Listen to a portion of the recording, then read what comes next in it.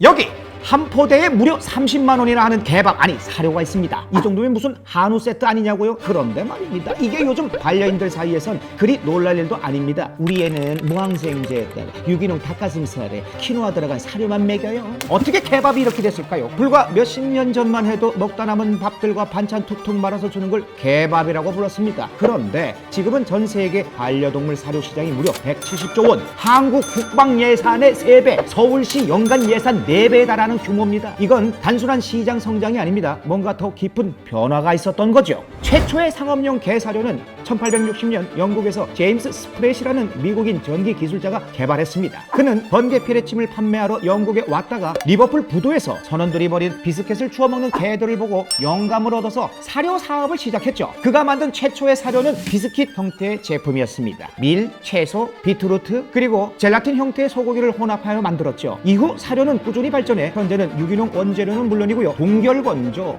화식, 휴먼 그레이드, 알레르기 관리 등등 보다 다양하고 과학적인 방식으로 진화해 왔습니다. 오늘은 이렇게 사료가 발전할 수 있게 된 굵직한 사건들과 현대 반려동물 사료 산업의 창시자로 불리는 제임스 스프렛에 대한 이야기를 해드릴게요. 저는 김경식이고요. 포포즈와 함께하는 독서관에 오신 여러분들 환영합니다.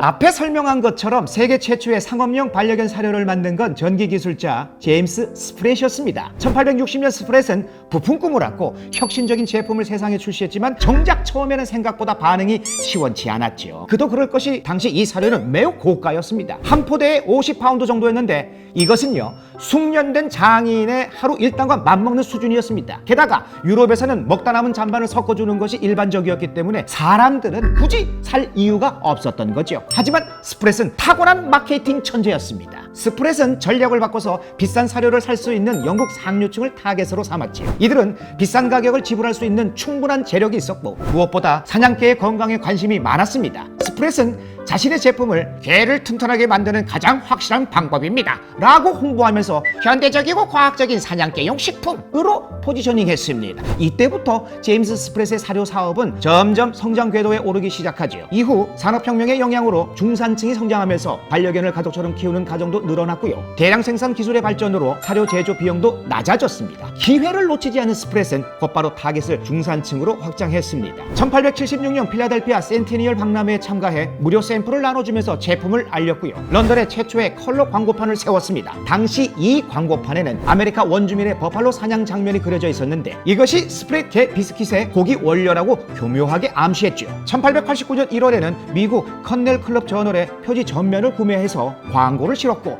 건강에 관심 있는 반려인들을 겨냥해서 동물 생애주기라는 혁신적인 개념도 도입했습니다. 이런 공격적인 마케팅 덕분에 미국 대중들은 기존의 식탁 잔반 대신 스프렛의 비스킷을 선택하게 되었죠. 세계에서 가장 오래되고 권위 있는 반려견 대회가 바로 영국의 크로프처 도그쇼입니다. 우아하게 관리된 강아지들이 런웨이를 걷고요, 심사대 위에 늠름하게 서 있는 모습 한 번쯤 보신 적이 있으시죠? 스프렛의 사업 확장에 결정적인 역할을 한 것이 바로 이 도그쇼와의 연계였습니다. 놀랍게도 이 유명한 도그쇼는 스프렛 회사의 직원이었던 찰스 크로프트에 의해서 시작되었답니다. 1876년 스프렛 회사에 입사한 크로프트는 1886년에 제1회 위대한 테리어 쇼라는 이름으로 첫 도그쇼, 즉 개쇼를 개최했습니다. 이 쇼는 57개 클래스에 무려 600마리의 개가 참가했는데 사실 스프렛의 사료를 홍보하기 위한 목적이 더 컸습니다. 크로프트는 양질의 사료와 우수한 순종견 사이의 연관성을 교묘하게 강조했습니다. 최고의 개에게는 최고의 영양이 필요하다라는 메시지를 전달하면서 스프렛의 사료를 먹은 개들이 더 건강하고 아름다운 모습을 유지할 수 있다고 홍보를 했습니다. 이러한 마케팅 전략은 매우 성공적이었죠. 사람들은 도그쇼에서 수상한 챔피언 개들의 사료를 궁금해했고요, 상류층뿐만 아니라 중산층까지 챔피언 개들이 먹는 사료를 찾게 되었지요. 제임스 스프렛이 반려동물 사료 산업에 혁명을 일으킨 개념이 하나 있는데요, 바로 반려동물 생애 주기 개념입니다. 스프렛은 모든 개가 같은 영양 요구사항을 가지고 있지 않다는 아이디어를 제시했습니다. 강아지, 성견, 노견 등 각 생애 단계에 따라서 서로 다른 영양소가 필요하고 따라서 각 단계에 맞는 적절한 사료가 필요하다고 주장했죠. 이것은 당시로는 매우 혁신적인 개념이었습니다.